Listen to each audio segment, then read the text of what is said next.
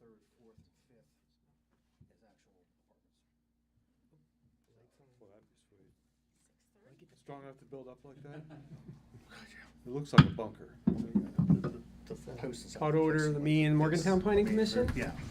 That place is, it's I built guess I should well. ask, does anyone want me to read the pre-meeting announcement? No. I was gonna hand it to you if you did. All right. Counselor meant- Howard? What you meant was, does anyone want to read this? There you go. Okay. Do we, I guess, we're gonna do minutes first, or, no, we'll do later. Do we have any general public comments of things not on the agenda this evening? Hearing none. We go for the meeting minutes. Any suggestions to changes in the meeting minutes? Move to approve as presented? Second? Discussion?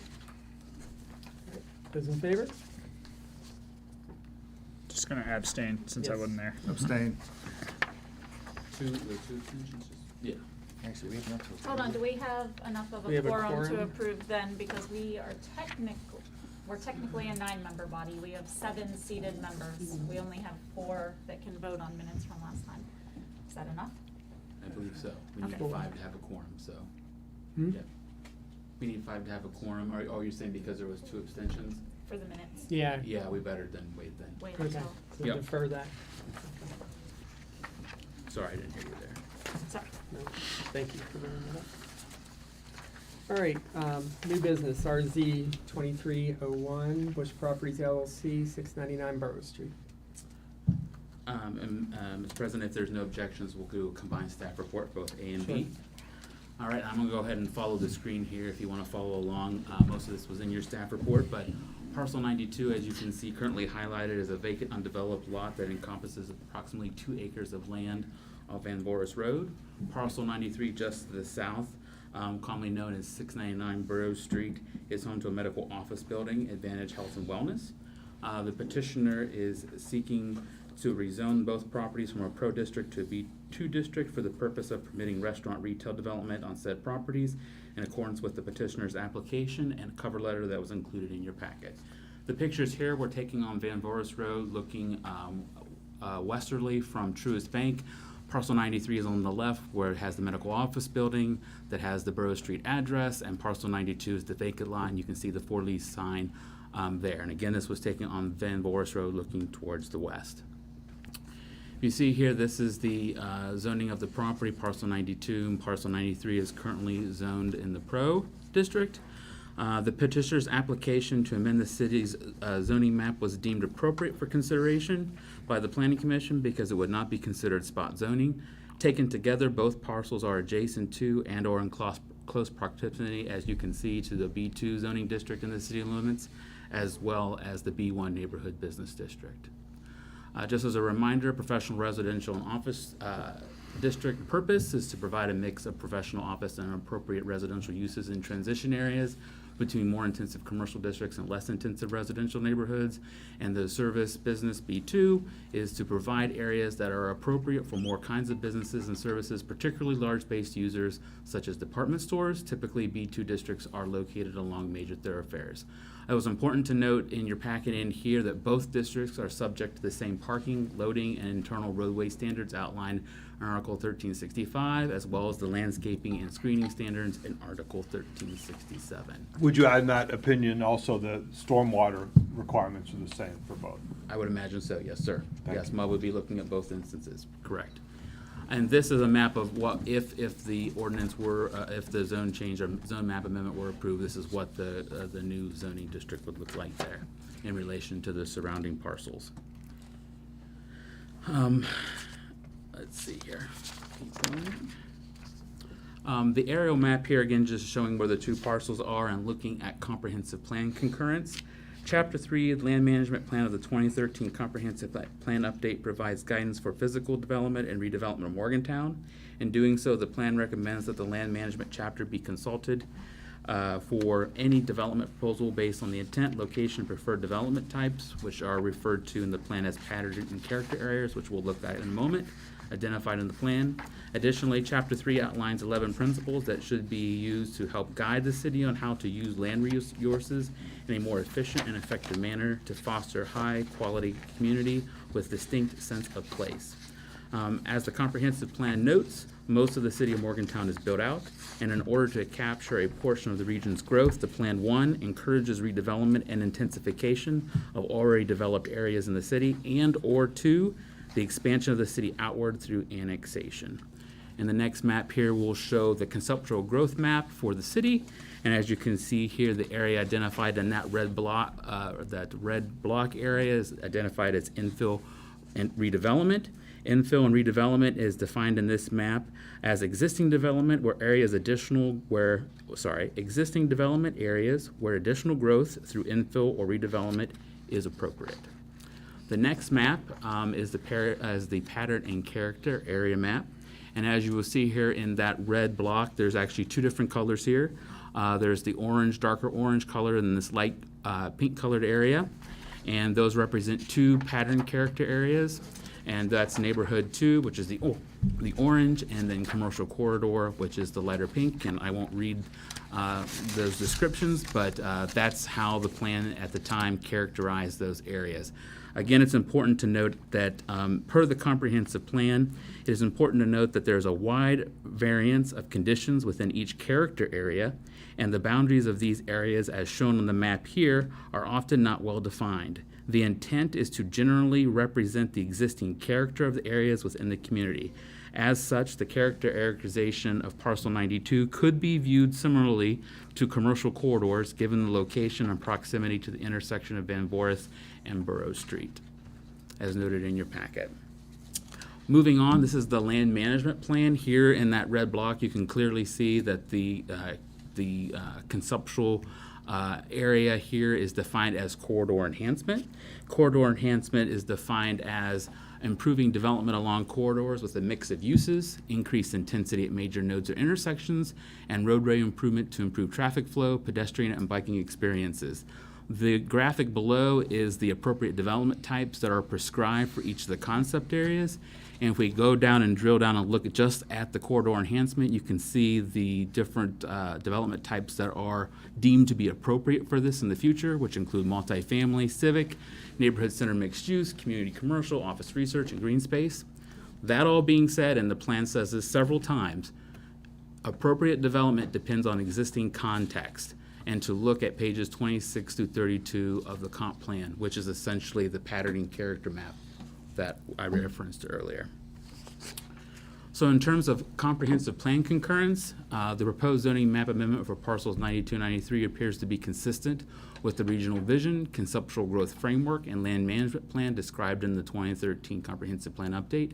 And more specifically, the proposed zoning change and permitted conditional uses associated therewith are in keeping with the regional vision to capture further growth in the city's corporation limits through infill and redevelopment along Van Voorhis and between Burroughs and Killarney Drive. The intersection of Van Voorhis, Chestnut, and Burroughs represents a major node in the community, and as such, a mix of uses and an increase in intensity was envisioned or encouraged in the corridor enhancement area concept.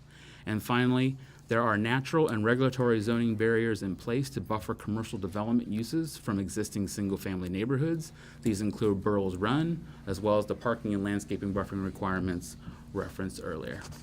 And with that, and my staff report. Thank you. Excellent, thank you. Well done. Would anyone in the audience like to speak for the proposal? The applicant is here. Thank you for the presentation. Good evening. My name is Michael Cardy. I am here on behalf of the applicants, Old Palace and Bush Properties. With me here is Leonard George, a member of Old Palace.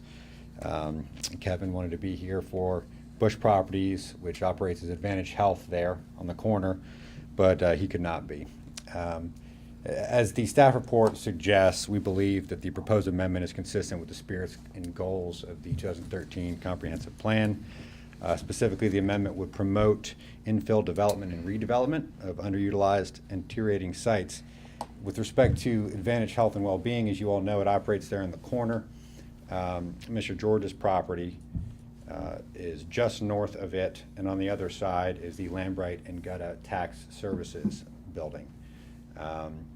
Mr. George and Old Palace seek to expand the potential uses for that property, and Bush Properties is considering its future uses for that property. As you all may know, there's a state road project in process right now. It's titled the Van Voorst Road Improvement Project. It's going to add a lane to Van Voorst coming down. It's going to prohibit left turning into Advantage Health there, just up Van Voorst, which may be a good thing depending on how you look at it. Regardless, it's changing it, right? And with change, we have to look at the best use, whether that is to continue Advantage Health there. Mr. George wants to look at potentially working with Bush Properties to develop this land. Maybe they can work something out with the Lambright and Gutta offices to provide a single ingress and egress further out Van Voorst. We don't know. But ultimately, the staff report, Mr. Yeager suggests that this commission should consider whether B2 is the appropriate zoning classification, weighing all possible future development uses. And of course, B2 presents more possibilities. As we all know, there's significantly more possibilities for development in this area after the state road project is completed, and as the two applicants can decide the future here. They just want to have all the possibilities that they can for redevelopment of this area. That's all I have for you all. Thank you so much for your time. Any questions for me on this? Not at the moment. Okay, thank you all. Would anyone else like to speak for the proposal? Okay. Hearing none, would anyone like to speak against the proposal? I'd just like to put in for the record a file to the memo that you received via email, as well as a hard copy today. Staff had the chance to meet with Mr. Gene J. Pirelli II. Mr. Pirelli had several concerns that he listed there in your packet, and I will just enumerate them. They included traffic, water runoff, local flooding, as well as the height of potential structures permitted in the B2 district versus the Pro District, and how garbage would be collected if the vacant lot were developed in the future. He authorized me to share those concerns with the board, and I'm doing so at this time. Thank you. Did you discuss height with him of B2 district? That was one of his concerns, the difference between what permitted height is allowed in the B2 versus the Pro Zone, Okay. which is and a go ahead difference and- about 2 stories in terms of the height 2 difference. stories versus 1 2 versus 4. versus 4. And, okay. And he didn't want to add anything, his responses to that information once you No, provided it. that was the extent of our conversation. Okay. Hearing no other pieces of opposition, I guess we want to have a general discussion about this. The staff recommendation. Oh, I'm sorry, yes. That's all right. Of course. So the zoning map amendment request should be evaluated on their land use merits alone. The petitioner's development intentions are extraneous, and the planning commission should consider the request on its merits as a land use decision. In conducting such an analysis, the commission should determine if the B2 Service Business District is appropriate zoning classification for the 2 parcels of land, weighing all possible future development and land use scenarios as permitted by the Planning and Zoning Code, which a copy was included in your packet, table 1331.05.01. Given the location of the subject property, staff did not provide a recommendation on land use cases RZ 2301 or RZ 23-02. And that will include staff recommendation. Just a point of order, Mr. Chairman, a question for the planner. This is a recommendation to city council, is that correct? Correct. That's what the planning commission is charged with. Yeah. Yes. Thank you.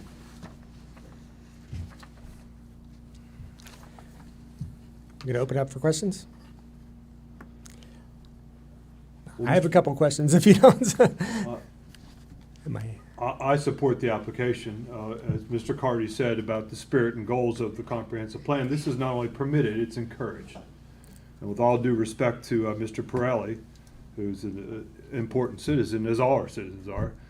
The traffic is being addressed, the road will be expanded, and we know that when roads are expanded, the traffic gets heavier as well. That's the nature of urban roads. But the traffic will always be there. As far as the water runoff, that's a fair concern. And happily, Morgantown has some very stringent regulations to control the water runoff from the parcel, and I know that they're enforced. And happily, we also have a competent and experienced developer making this application. So for all those reasons, I hope that my colleagues would support this. I have a question, I guess. What is the property, gonna call it the Wedgewood property, because that's what I have always known it as. That's where my doctor's office was before before Mon Health blew up. Is So that- what is the property just above 92 there, the commercial property, being used as currently? Do you know?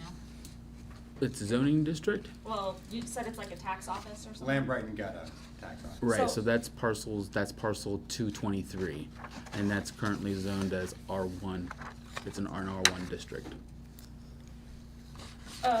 Pro district, I'm talking about the green up. Is it 93.2 you're That's- talking about, or the other? You're talking about, I'm sorry. Talking about the parking lot that you see there with the building in the yeah. middle, yeah. Yeah, that's an office building.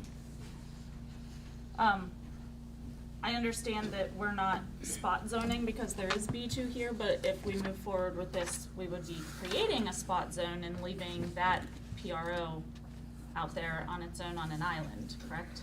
Spot zoning refers more towards it's in totally isolation, right? So if it's in the middle of a residential neighborhood, because it abuts, oops, let me go back to this graphic here, B2, both to the east and to the south. That's why after speaking with the city attorney, we both felt confident it would not be considered spot zoning. I'm just saying that office building above would now be a spot. No, because it's already zoned a pro district. In fact, then there may be an impetus for them to come and want to rezone their property in the future as That well. was going to be my question, because my understanding, am I misunderstanding? As of right now, this green spot up here is going to be secluded from all other green down here. So you're right. Just in terms of the land use regulations, Yes. controls, yes, it will I be agree with different, that. yes. Okay, so what would our path be to, I don't know, do we have to approach the landowner and say, would you be in favor of a B2 district, or to make sure that we don't just have one spot of PRO hanging I mean, out? the two cases before us were directly made to us by the petitioners, so we have to hear those cases. Staff could reach out and see if they'd be interested, but ultimately it'd be up to them. Right. The city wouldn't do for instance, in some instances where they need to rezone city-owned property, make an application to the planning commission to rezone the property. We would not be in that position to do that. Okay. But if we went there, then we need to look at what's above that. Right. Yes, and, and again, And so, I the mean- comprehensive plan is a guide, right? It's not, it Right. doesn't, it's a prescription for what the future could look like. And if we go back to this map, oops, I'm sorry, let me go the other way. I mean, everything else around it is neighborhood.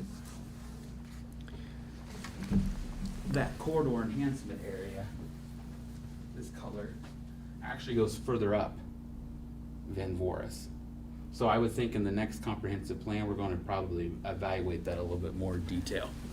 Whether that would be appropriate to go, for that recommendation to continue into the next Is comprehensive that not plan. where we just approved housing development? Yes. But single-family dwellings.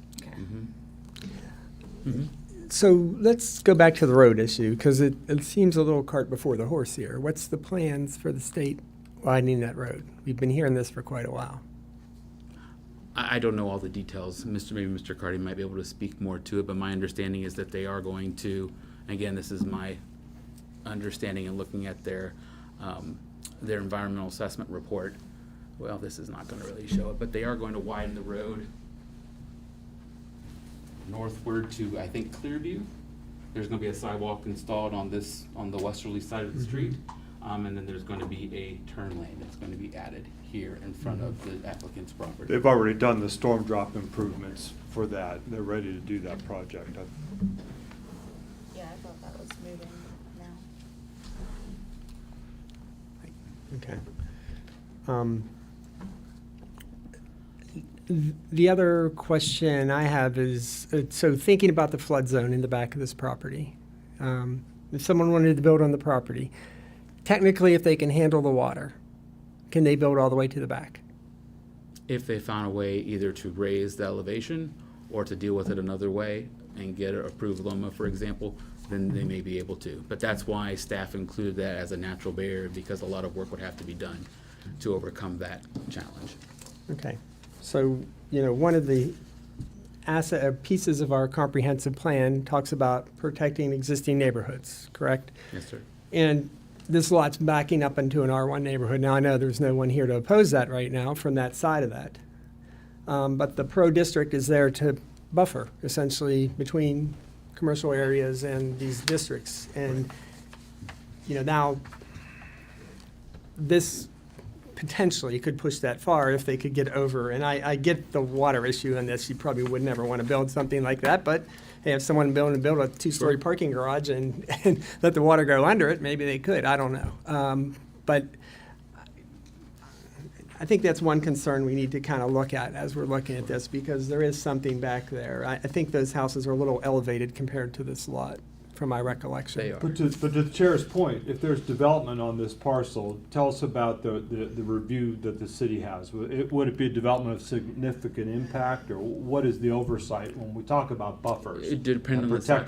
protecting the residential neighborhood? Sure. So in your packet, I mentioned 2 sections of code dealing with the landscaping buffer. So for instance, because parcel 92 backs up to an R1A district, any development there would require at least a 10-foot buffer. And as you can see from the aerial map, that's going to be already in place just because of the way Burroughs Run comes down through here, right? So that's already a required feature.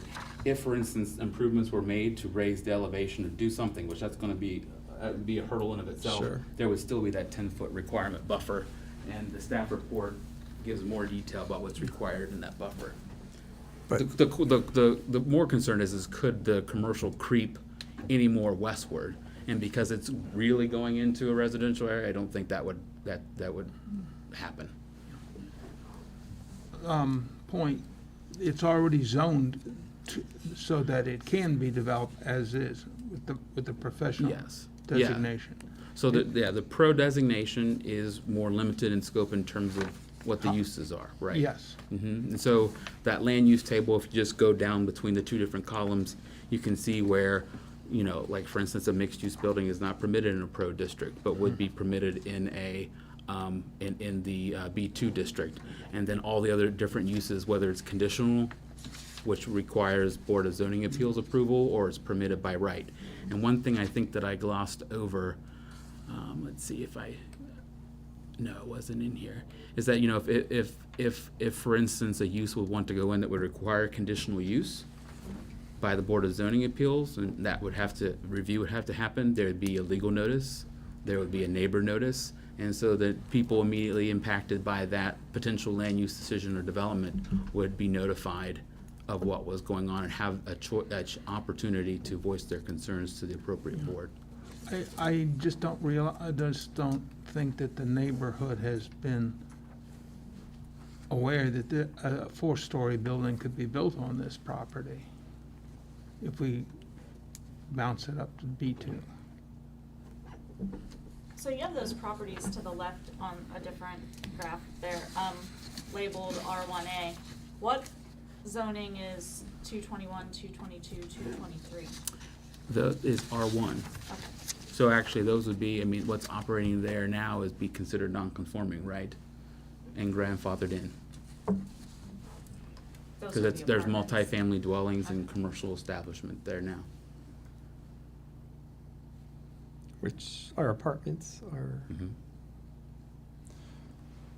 Mr. Chairman, I'd just like to emphasize the concept of corridor enhancement and why that's in the comprehensive plan is that a corridor is a roadway that has a significant car count. So what we're doing is promoting economic activity along a corridor that is going to have our citizens and visitors driving up and down. So not only does it promote economic activity, it provides convenient services and amenities for our citizens. So That's why we put corridor enhancement in there. I think this project fits exactly into the corridor enhancement concept.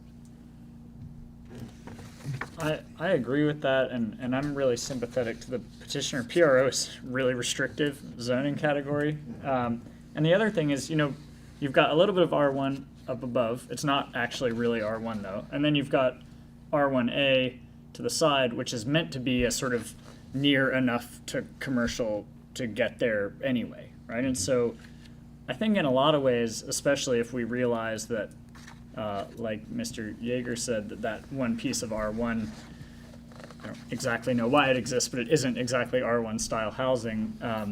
It seems to fit with the overall fabric of the area. Yeah, and I think, again, the plan again references many times, there's not an exact definition to where proposed land uses should happen or where it should be encouraged. So that's why everything's kind of fuzzy in general, right? But if you look back at this area, the corridor enhancement, let me go one more. So the existing office building here at Killarney and Van Boris is highlighted in that pink color, clearly corridor enhancement. Everything to the south back up to the R1A and R1 is shown as the corridor enhancement, which is commercial. How is the rest of Borough Street? Pardon?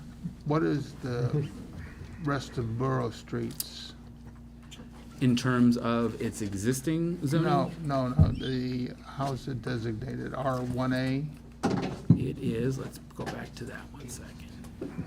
So in between Collins Ferry and Van Voris, that brown sliver, that's neighborhood preservation or conservation. So basically keeping the pattern character that's there. If you look both along Van Voris, again, here and then here, where Collins Ferry is, you can see the pink, the corridor enhancement comes up. And then notice how there's a striping on both sides. That's where you could potentially have other uses there, where you have a mix of potential uses. So the plan's saying, if there's going to be expansion or development in the city, it should focus on the major corridors already, and it shows the potential, not a requirement or has to be this way, but you could see where potential changes could be located. Is there a basic number that you would typically think of if something was zone pro versus B2 as far as traffic differences in volume? And I know that would be highly dependent on what's there, but if there was a restaurant there versus a physical therapy office or a dentist office or an attorney's office, and I would think it would be higher. And I'm totally in agreement with corridor development. It's been identified that way, but we don't have the corridor built yet. Until that road's built and I can see it, because I drive by it every morning and I see the traffic lined all the way up that hill. Well, that's why it's already a corridor, Bill. I mean, it is a corridor. That's a significant car count coming through there. Yes, and we're going to add more. Yes, that's what happens Without when the you road. expand the roads. Well, no, I'm fine once the road's expanded, but right now it's not. And I am not, we've been hearing this for quite a while, that it's going to be expanded. We've heard it's going to go all the way to the river and over the river. Well, but do you accept that this is a corridor? I mean, what is the definition of a corridor? I accept it's a corridor that's undersized right now from a road perspective. And so that's why. It's being used, so whatever we do, it's not going to influence the number of cars, or if it does, what would it be? It would make it worse. How so? I mean, You put a restaurant in a vacant lot there, you're telling me it's not going to affect the traffic in that area? No, I don't know that, and you don't know that. This is a science, it's not a guess. Well, and maybe just 2 quick points on that. One is that the only piece of evidence we have, which is the parking requirements, which if you believe them are supposed to be scaled to the volume of cars that would come into a place, are actually the same, right? So like the one piece of evidence from the American Planning Association or whatever that we have would suggest that it should be about equal between the two uses, whether or not that's ends up being true. And then I agree with Commissioner Stranko that you know, the evidence is that if you expand the road, more people are going to drive on it, and we're going to end up in the same situation traffic-wise anyway. So I think this is an opportunity to basically get tax revenue out of an empty parcel and let people run whatever kind of business they want when the traffic is always going to be there. Is 93 already being used as a non-conforming use? I was kind of surprised to see that No, a medical clinic is not allowed in PRO. Office medical is permitted. Oh, is it office medical? Let me see. Let me scroll back into my notes here. Oh, I see. There's a difference between Yeah. just medical clinic All those people and work in medical Mexican office. restaurant. Yes. I guess there's some There is. Yeah, nuance there's- there between a clinic and an office. That's what makes the packet so thick, is that table that goes into it. I would, Yeah. I mean, I've been there many times and I Mhm. would, I guess I just need to look up what the difference between clinic and medical is. Okay. The only concern I have is bisecting that PRO district and essentially cutting it in half and inserting something in the middle. I also have a concern about protecting the neighborhood, the bordering properties, but we have the authority and the experience to require that kind of protection. I mean, I think there are examples not far from here where we've done that. So I think it's a valid concern. I think it's something we can manage. I think it will be managed under the city code. Could you give an example of that? The, what's the name of the church back there where we made them plant trees? Were you here, or was that, remember that? We had We made them yeah. plant the trees off of Borough Street. But that's a And it's a church. pretty effective screen if you've been out, down there. Yeah, yeah, So that's and that's just right down the road. yeah. Yeah. See, 3 terms, I have some memory. Is Chair ready for a motion? Any other discussion? Go for it. I move the Plan Commission find that this application is consistent with the comprehensive plan and recommend approval to City Council. Second. Any discussion? Any discussion? No. Those in favor? Opposed?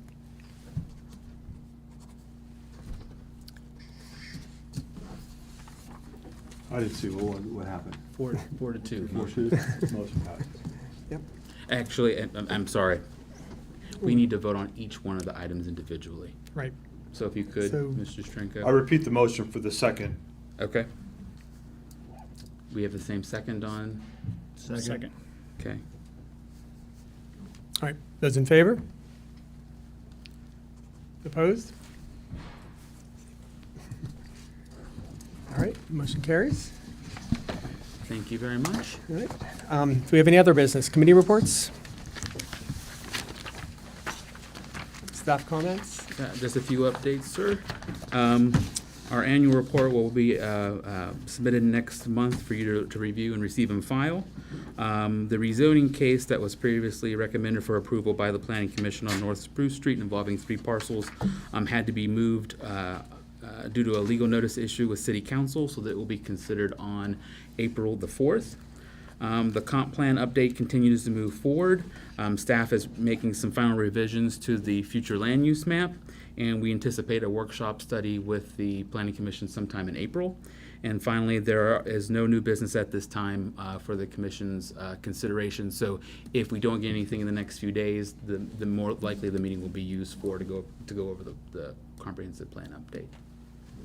That's all I have, sir. Thank you. Go ahead. I just want to make sure, Ricky, that we've somehow recognized Sam's service. Sam, the commissioner, I'm blocking on his last name. What's Sam's last name? Oh, yes, I know what you're Help saying. me out. The gentleman he retired was on the commission Yeah. for many years. Beretta. Right. Yeah, Sam Loretta. You're right. Thank you. Right. So, you know, and the deputy mayor sitting right next to me, so I'll say to her, I think sometimes the city takes its volunteers for granted. He was on the commission he showed up every meeting, always had the best attendance record and put the work in. So I hope that plaque or at least a nice letter thanking him. I know we've reached out to him. I know he didn't want to come and have anything, so we may He's just not end that up way. go. He's Yes, not that way. he is not that way. So, Yeah. but we appreciate his service very much, and we'll Yeah, make sure he's a that terrific happens. guy. Okay. Thank you. Anything else for the good of the commission? All right. Move to adjourn? Meeting adjourned. Thank you.